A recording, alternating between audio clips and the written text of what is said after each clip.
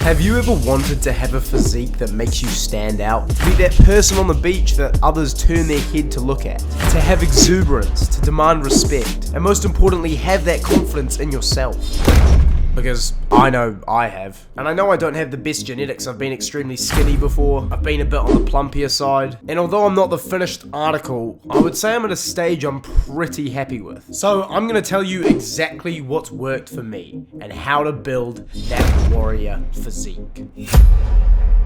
There are two things that constitute to having a warrior-like build, okay? That is being very, very lean and having a decent amount of muscle mass and having that muscle mass in the right place. So let's start where most people go wrong, the training.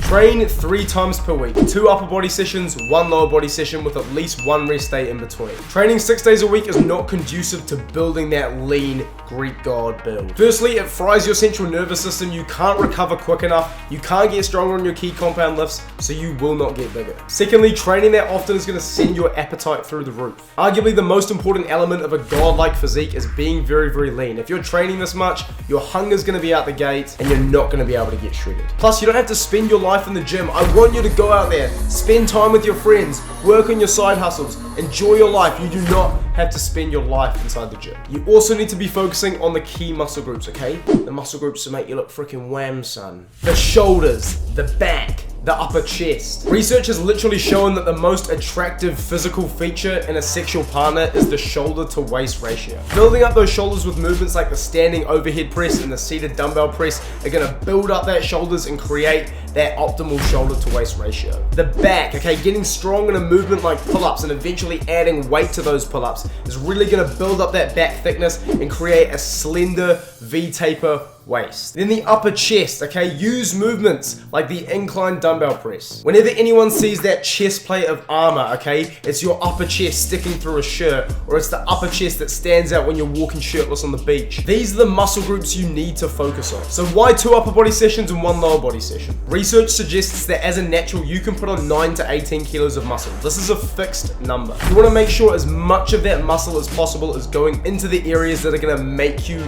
look like a warrior. That Greek god look isn't known for its gigantic calf muscles. It's known for the shoulders, the chest, the back. But don't worry, training 1 lower body day per week is more than enough to get decent sized legs, especially if you're getting strong at back squats. Next up is cardio, okay? You do not have to do any specific hard out cardio. What you do have to do, and this is essential, is get 10 to 12k steps per day. This is what is going to increase your NEAT, non-exercise activated thermogenesis, and get you very, very lean. Pairing this with training 3 days a week, which keeps your appetite low, is the secret to getting shredded. So here is a super basic training program you can follow in order to achieve that Greek god warrior build.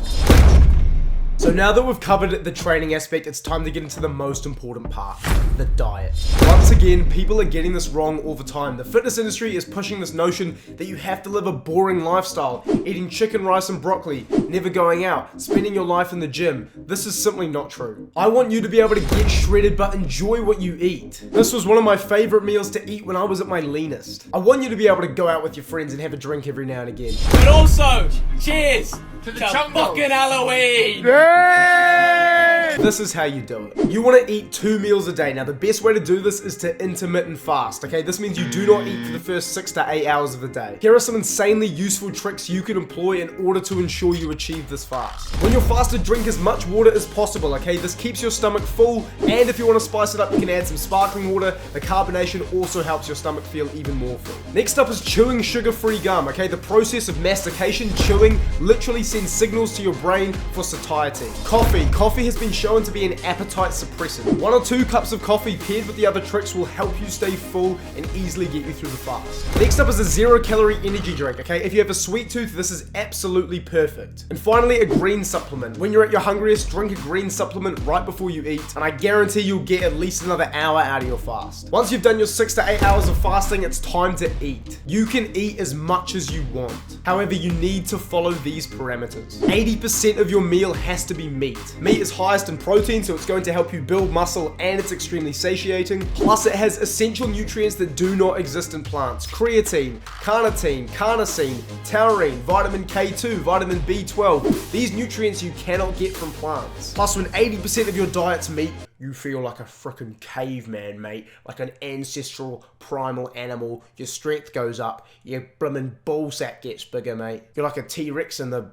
I was going to say archaic age. What's the age where the T-Rexes come from? I don't know. And then the remaining 20% of your diet needs to be a satiating carbohydrate. Okay, this is going to fuel your performance. A carbohydrate like a potato, a sweet potato, even a rice. And if you stick to these parameters, there will be room at the end of the day to have something you enjoy, to have a glass of wine, to have an ice cream, to have a little bit of chocolate. This ensures you can stick to your diet and is sustainable. And tracking calories, yes, if you want to do it, it's extremely helpful so you can identify exactly what's in your food. But if you follow these parameters, it's not necessary. If you go out for dinner, do not buy the salad, okay? The restaurant is dousing that stuff in oil. Hidden calories are everywhere. Stick to these parameters even when you're out. Get some steak, get some potatoes. You can be flexible, be social, and still get shredded at the same time. And that is how you do it. If you guys enjoyed this video or you found it helpful, please leave a like. If you're new to the channel, subscribe. More content coming out very soon. I'll see you in a future video. Adios.